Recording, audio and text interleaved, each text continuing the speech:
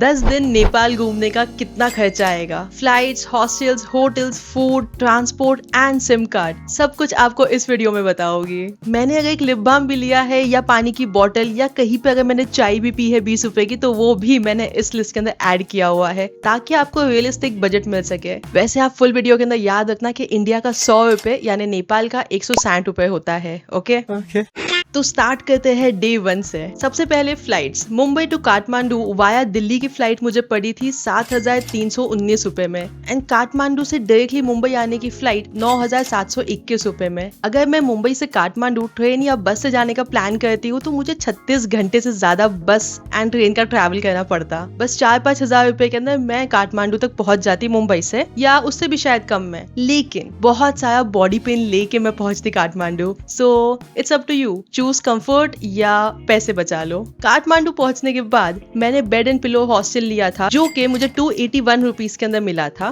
पर पर्सन। फिर शुरू होते हैं छोटे छोटे से एक्सपेंसेस जो कि आगे जाके माउंटेन बन जाते हैं। काठमांडू एयरपोर्ट से हॉस्टल तक की कैब मुझे 600 रुपए के अंदर पड़ी है। अब हम 3 लोग थे तो पर पर्सन हमें पड़ा 200 रुपए, जो कि इंडियन करेंसी में हो जाता है 125 रुपीज। इसके बाद मैंने बिस्मिल्लाह होटल के ऊपर डिनर किया एंड वहां पे नॉनवेज खाने वाले बस हम 2 लोग ही थे एंड बिल हुआ था 370 रुपीज। इंडिया का बना 230 रुपीज फॉर 2 पीपल, यानी एक का हुआ 115 रुपए। भाई साहब खाना पीना इतना सस्ता है ना नेपाल में, मैं बता नहीं सकती हूँ। 500-600 इंडियन रुपीज के अंदर तो मुझे मुंबई के अंदर निहारी वगैरह मिलती है। खाने के बाद हम तीनों ने कुछ स्वीट वगैरह खाई थी 250 रुपए की, यानी इंडिया का बना 155 रुपए। पर हेड पकड़ के 52 रुपीज। स्वीट के बाद चाय भी पी, पता नहीं क्यों, लेकिन बस मन हो रहा था इतनी ठंड के अंदर चाय वगैरह पीने का, तो पी ली। 60 रुपीज पर पर्सन, यानी इंडिया का कुछ 37 रुपीज पड़ता है। नेक्स्ट मॉर्निंग बस स्टॉप तक टैक्सी ली 200 रुपीज की, यानी इंडिया का 124 रुपीज डिवाइड बाय 3 तो 41 रुपीज हो जाता है। बाय द वे हम सोयाकुटे चौक गए थे बस के लिए। वहां से हमारा हॉस्टल बस 1 किलोमीटर के डिस्टेंस पे ही था, बट हाथ में सामान था इसीलिए हमने टैक्सी ली। आप सोलो बजट ट्रैवलर हो तो पैदल भी जा सकते हो। ऑनेस्टली मैं अगर अकेली होती तो 1-2 किलोमीटर के लिए मैं टैक्सी तो ऑब्वियसली नहीं बुलाती। जितने भी लोग मेरे व्लॉग्स वगैरह रेगुलरली देखते हैं उन्हें पता है कि मैं 1-2 किलोमीटर तो चली ही जाती हूँ। हाँ, मुझे देख के लगता नहीं होगा लेकिन मैं इतना चल लेती हूँ। यहाँ से हमने ली काठमांडू टू पोखरा की बस, जो कि हमने ऑन द स्पॉट बुक की थी फॉर 1233 रुपीज पर पर्सन, यानी इंडिया का बनता है 767 रुपीज। कॉफी यहाँ पे हमने ली थी 80 की, यानी इंडिया का बन गया 50, बिकॉज बिना कॉफी पिए मेरा सिस्टम स्टार्ट नहीं होता है, सो कॉफी लेना वॉज मैंडेटरी। बात तो सही है। पोखरा पहुंचते पहुंचते ठंड बढ़ गई थी एंड मेरे होठ फटने लगे थे। सो मैंने लिया एक लिप बाम 60 रुपीज का, यानी इंडिया के बन जाते हैं 37 रुपीज। बस ने हॉल्ट किया था जहां वहां हम तीनों ने ब्रेकफास्ट किया था फॉर 500 रुपीज। डिवाइड बाय 3 कर लो तो 166 हो जाता है, यानी इंडिया का 104 रुपए बनता है। पोखरा पहुंचने के बाद हमने कैब की 300 रुपीज की, यानी पर पर्सन होता है 100, जिसका बन जाता है इंडिया में 62 रुपीज। बाय द वे कुछ लोग सोचेंगे कि शेयरिंग है इसीलिए आपको सस्ता पड़ रहा है, तो ऐसी बात नहीं है। आप चाहो तो बाइक सर्विस भी यहाँ पे ले सकते हो एज अ सोलो ट्रैवलर। तब मुझे 62 रुपीज पर पर्सन से भी ज्यादा सस्ता पड़ जाता, शायद मैं 50 रुपए के अंदर भी पहुंच जाती। एनीहू टैक्सी लेके हम पहुंच गए गौरी शंकर हॉस्टल में, जहाँ मैंने इंडिया के 305 रुपए पर नाइट पे किए। वहाँ भी एक ही दिन का स्टे था। उसी दिन मैंने वहाँ पे एनसेल का सिम कार्ड लिया था 7 डेज का अनलिमिटेड पैक फॉर 470 रुपीज, यानी इंडिया का 294 रुपीज। एक इंपॉर्टेंट टिप मैं आपको देती हूँ। लेट्स से आपका स्टे है 10 डेज का एंड सिम कार्ड है 7 डेज, ठीक है, बस 7 डेज के लिए आपका डेटा चलेगा, तो पैसे देके आपको 3 डेज के लिए एक्स्ट्रा रिचार्ज करवाने की जरूरत नहीं है, बल्कि एनसेल की ऑफिशियल ऐप जो है ना, आप उसको डाउनलोड कीजिएगा 7 दिन के बाद। उसमें आपको 7 डेज के लिए 1 GB डेटा फ्री में मिलेगा, जो बेसिकली गूगल मैप्स वगैरह के लिए आपको काम आ जाएगा। एंड सभी कैफेज, रेस्टोरेंट्स, इनफैक्ट हाईवे के ऊपर जो शॉप्स वगैरह भी होती है ना, छोटी छोटी वाली भी, उनके पास भी वाईफाई आपको इजीली मिल जाता है। सो ये फ्री में मिला हुआ 1 GB डेटा आपको बहुत ज्यादा काम आएगा, एटलीस्ट आपके लास्ट के दिनों में। तो उसको स्टार्टिंग के अंदर प्लीज डाउनलोड मत कर लेना, लास्ट के दिनों के लिए इस ऐप को आप रहने दीजिएगा। एनसेल सब जगह चल जाता है इंक्लूडिंग आइसोलेटेड एरियाज। मैं जॉमसन, मुक्तिनाथ, कागबेनी वगैरह भी घूम के आई हूँ एंड वहाँ पे भी एनसेल बहुत ही सही तरह से चल जाता है। अब नेक्स्ट डे पोखरा से जाना था जॉमसन, जिसके लिए मैंने बस बुक की। 3400 पर पर्सन हमने पे किया था रिटर्न के लिए, यानी इंडिया का बन जाता है 2114। इसमें हमसे एक्चुअली कहा गया था कि आपको होटल तक का ना ड्रॉप मिल जाएगा, बट बताती हूँ आगे हमसे एक्स्ट्रा पैसे किस तरह से लिए गए। एनीहू, ये बस हमने पोखरा से ही बुक की थी एक दिन पहले, एंड परमिट्स भी हमने यहीं से बनाए थे 1350 रुपीज में, ठीक है, नेपाली, तो इंडिया का बन गया 840 रुपीज। वैसे ये परमिट आपको बस 620 रुपए के अंदर मिल जाता है इंडिया के गवर्नमेंट ऑफिस से, बट वो 5 बजे बंद हो जाती है शाम में, तो हमने एक्स्ट्रा पैसे देके बनवाया। ये गलती आप मत करना। जब बस आपको मुक्तिनाथ की जानिब लेके जाती है तो एक जगह हॉल्ट आता है, वहां पे भी आप बनवा सकते हो इंडियन 750 रुपीज में, बट इससे भी बेटर पता है क्या है, जहाँ आपका परमिट चेक होता है आप वहीं पे ऑन द स्पॉट अपना परमिट बना सकते हो, ओरिजिनल प्राइस 620 रुपीज देके, यानी नेपाली 1000 रुपीज। इसके लिए आपको अपने साथ में 2 पासपोर्ट फोटोज बस लगेंगे और कुछ भी आपको वहाँ पे नहीं दिखाना होता है। सो कोशिश कीजिएगा कि पोखरा की या तो ऑफिशियल गवर्नमेंट जो वेबसाइट है वहाँ पे आप जाइए, या बस वाले को बोलिए जहाँ पे परमिट चेक होता है मैं वहीं से अपनी परमिट बना लूंगा या बना लूंगी, ठीक है। अब जब परमिट बन गया पोखरा में तो उसके बाद हम कुछ खाने पीने के लिए चले गए, कुछ स्नैक्स वगैरह हमने खाया, उसके लिए 330 रुपीज इंडिया के मैंने पे किए। हमने लेक साइड पे चाय वगैरह पी, कुछ भेल वगैरह खाई, उसका 50 रुपीज पर पर्सन पकड़ लो। इसके बाद डिनर किया जिसमें jhol momos, KFC style chicken, mutton pulao, baklava, kunafa, ये सब कुछ हम लोगों ने खाया, एंड हम लोगों का बिल आया 1940 का। इसको मैं 2 लोगों के अंदर डिवाइड करूंगी बिकॉज साथ में एक वेज पर्सन है, तो ये सब नॉन वेज हम 2 लोगों ने मिलके खाया है, इसीलिए पर पर्सन हमें पड़ा 970 रुपीज, यानी इंडिया का बना 604 रुपीज। अब आते हैं डे 3 पे। जॉमसम जाने से पहले मॉर्निंग में 100 रुपए की कॉफी ली, यानी इंडिया का बना 60 रुपीज। चॉकलेट क्रॉसो लिया 75 इंडियन रुपीज। बस चली एंड पहले हॉल्ट पे अगेन मैंने कॉफी पी 120 रुपीज की, यानी इंडिया का बना 75 रुपीज। 30 रुपीज इंडियन पकड़ लो, ऑरेंजेस वगैरह खाए। वैसे ऑरेंजेस 90 रुपीज के थे, इंडियन रुपीज की बात कर रही हूँ, बट पर पर्सन आपको बता रही हूँ कि 30 रुपीज आप पकड़ के चलो, ताकि समझने में थोड़ी आसानी हो कि पर पर्सन का खर्चा कितना होता है। हॉल्ट पे लंच की थाली ली 300 रुपीज पर पर्सन, यानी इंडिया का बनता है 187 रुपीज। एंड खाने के बाद ऑब्वियसली मैंने एक और कॉफी ली 100 रुपीज की, यानी इंडिया का बनता है 62 रुपीज। फिर जो बस हमें होटल तक छोड़ने वाली थी उसने हमें होटल तक छोड़ने से मना कर दिया, एंड हमें बीच हाईवे के ऊपर ही ड्राइवर साहब उतारने लगे, क्योंकि जो हमारी होटल थी उन्होंने कहा वो थोड़ी हिली इलाके के ऊपर है। सो ड्राइवर साहब वाज लाइक हमारी जो ईवी है ना उसके अंदर उसे मैं ऊपर हिल तक नहीं लेके जा पाऊंगा,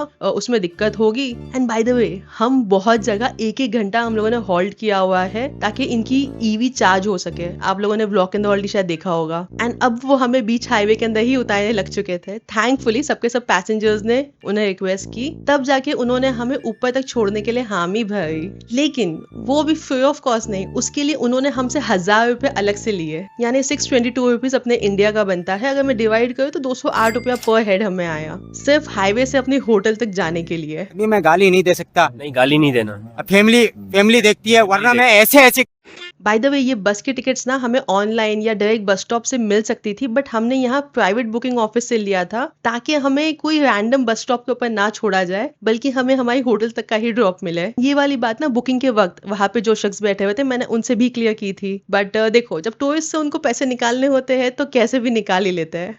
भाई आपका नॉलेज तो कमाल का। बाय द वे ये होटल नहीं, एक होम स्टे था, श्रीजाना होम स्टे। यहाँ का स्टे मुझे सिर्फ 666 पर नाइट का मुझे मिला था। यहाँ आपको चाय को 60 रुपीज की मिल जाएगी, वेज थाली 350 रुपीज की है। मॉर्निंग में मैंने इनसे ब्रेकफास्ट के अंदर पराठा, कॉफी वगैरह सब कुछ, ऑमलेट सब कुछ मैंने इनसे बनवाया था, बॉइल्ड एग मैंने इनसे लिए थे। सो टोटल हम 3 लोगों ने यहाँ पे 2 नाइट्स का स्टे किया था, एंड हमारा खर्चा ओवरऑल हुआ था 8750 रुपए, यानी इंडिया का बन जाता है 5441 rupees. Sorry wait a minute. इन बच्चों के लिए हम पेड़, पानी और ये जो ग्लेशियर बचा रहे हैं?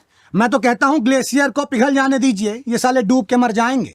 इंडिया का बन जाता है 5441 रुपीज। इसे डिवाइड बाय 3 किया जाए तो 1814 रुपीज पर पर्सन हमें पड़ा है। जब हम इस होम स्टे के थे ना तब हम ट्रैक के लिए गए हुए थे नीचे गांव में, एंड जाते जाते हम नीचे हाईवे तक पहुंच गए थे। वहाँ हमें एक होटल मिली मड विलेज, एंड एक और दिन था हमारे पास वहाँ पे स्टे करने के लिए। तो हमने प्लान किया कि हम एक नाइट है ना यहाँ नीचे वाली होटल के अंदर जाके स्टे करेंगे। सो ट्रैक करते वक्त जब हम इस होटल के अंदर गए थे तो हमने कुछ कॉफी पी थी 165 रुपीज की, यानी इंडिया का बन जाता है 102 रुपए। यहाँ हमने कुछ खाया भी था, कुछ 875 रुपीज का, तो 3 लोगों का हो गया 544 rupees divide by 3, 182 rupees per head. Track से वापस आने के बाद होम स्टे में हमने दोबारा से कॉफी पी 120 रुपीज की, जो कि इंडिया का बन जाता है 75 रुपीज। आई नो आप लोग बोलोगे कितनी कॉफी पीती है ये लड़की, बट देखो ये रियलिस्टिक एक्सपेंसेस है। आप जब ट्रैवल करने जाते हो तो चाय कॉफी ये सब आप इतना ज्यादा नहीं सोचते हो, लेकिन आपका 1000-2000 रुपए ना इसमें बहुत ही इजीली चला जाता है। हो सकता है कि आपको कॉफी नहीं किसी और चीज की आदत हो, तो उसकी रियलिस्टिक एक्सपेंसेस आप लेके चलो। वापस आने के बाद में ये मत बोलना कि 30,000 सोच के गए थे 50,000 रुपए कैसे हो गए। सो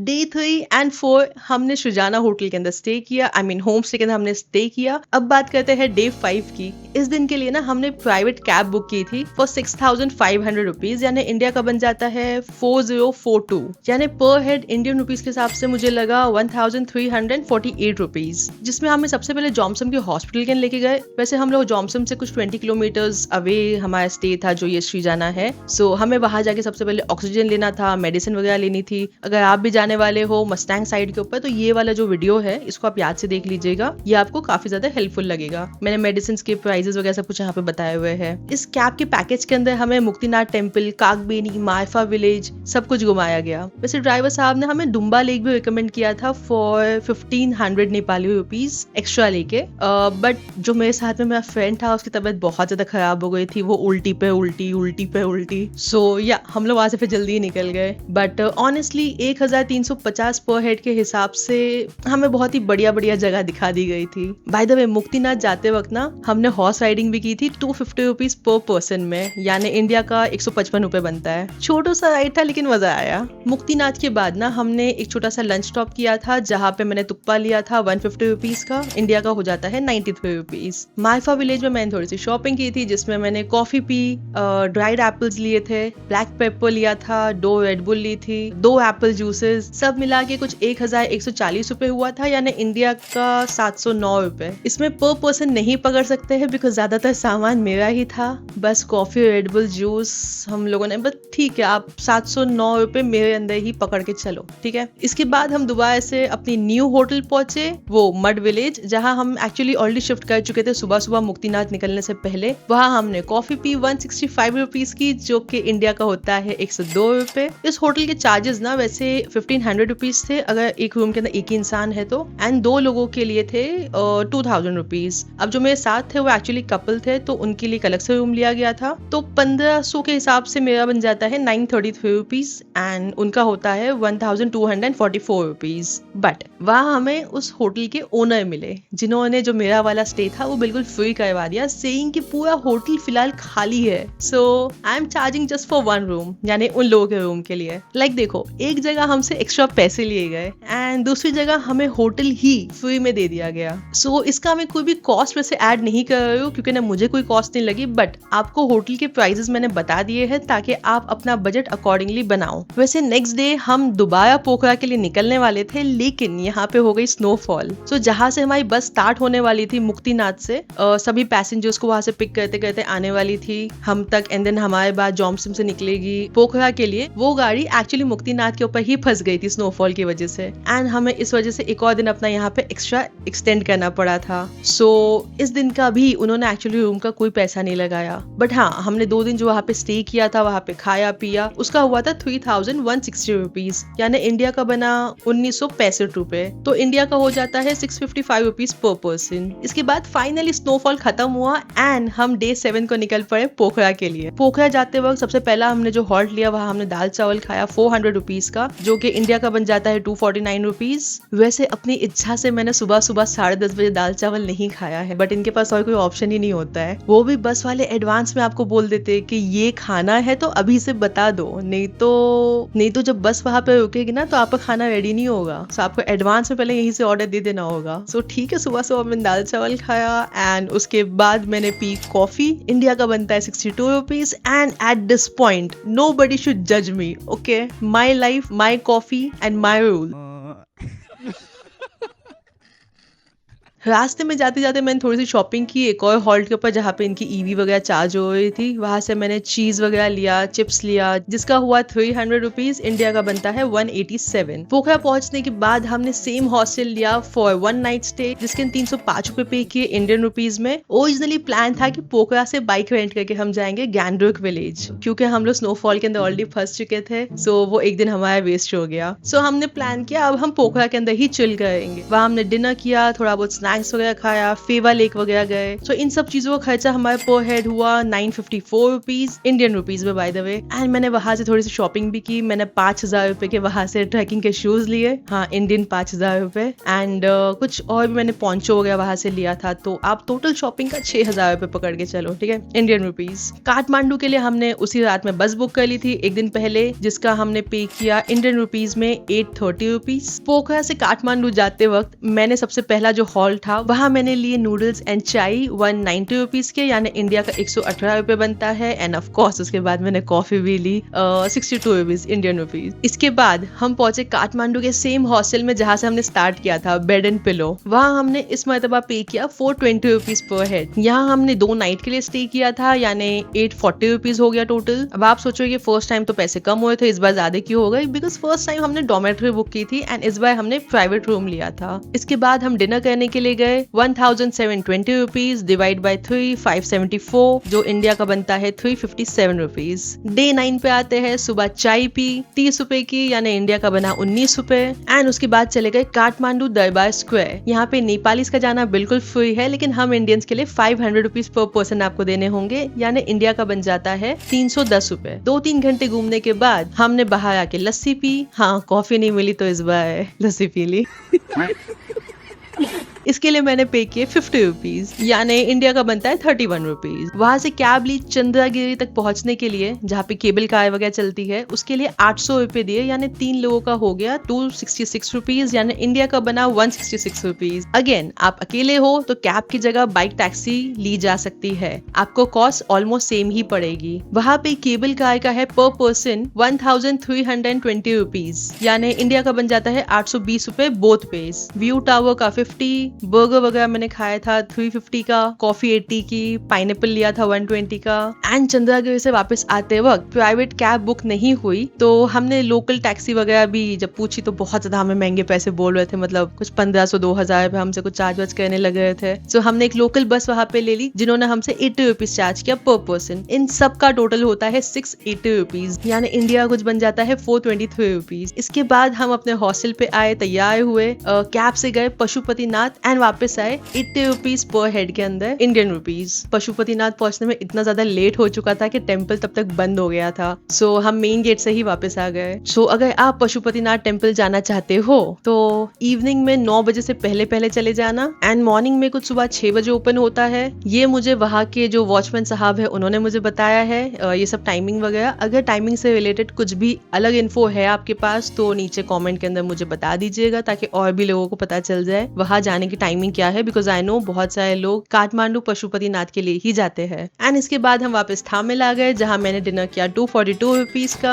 एंड उसके बाद मैंने आइसक्रीम खाई 117 रुपीज की, Indian rupees. And finally day 10 airport तक की कैब हमें 468 रुपीज के अंदर मिली, यानी 3 लोगों के बीच में 156 पर पर्सन, इंडिया का बनता है 97। इतने सारे एक्सपेंसेस के बाद मेरा टोटल नेपाल का एक्सपेंस बना 40,241 रुपीज। अब आप इस 40,000 में से 17,000 फ्लाइट के ऐसे ही निकाल दो, 6,000 भी निकाल दो जिसकी मैंने शॉपिंग की थी, अब बचेगा 17,000 रुपए। अगर आप कॉफी का भी निकाल दोगे तो आई वुड रिकमेंड आप कंफर्टेबली घूमने एंड सारी एक्टिविटीज करने, जैसे मुझे हाइट से डर लगता है, इसीलिए मैं वो रस्सी पे जो साइकिल वगैरह चलती है, 360 डिग्री जो साइकिल चलती है, पैराग्लाइडिंग वहां पे होती है, बहुत सारी चीजें वहां पे जो कि 500,000 नेपाली रुपीज के अंदर हो जाती है। यानी अपने इंडिया का अगर आप 5,000 रुपए भी खर्च करोगे ना तो बहुत ही बढ़िया आपकी वहाँ पे एडवेंचर एक्टिविटीज हो सकती है। मतलब जो 5,000 रुपए मैंने जूते के अंदर खर्च किए हैं उसके अंदर आप बहुत कुछ वहाँ पे कर सकते हो। बट कंफर्टेबली ट्रैवल करने के लिए 40,000 तक का अपना बजट लेके चलना पर पर्सन। अगर आप इंडिया से ट्रेन लोगे एंड देन वहां से बस वगैरह लेके बाद में काठमांडू आओगे तो 20,000 तक का बजट के अंदर आपका सब कुछ हो जाना चाहिए। बस 10 की जगह आपको ज्यादा दिन चाहिए होंगे घूमने के लिए, क्योंकि 10 में से 2-3 दिन तो आपके ट्रैवल के अंदर ही निकल जाएंगे। सो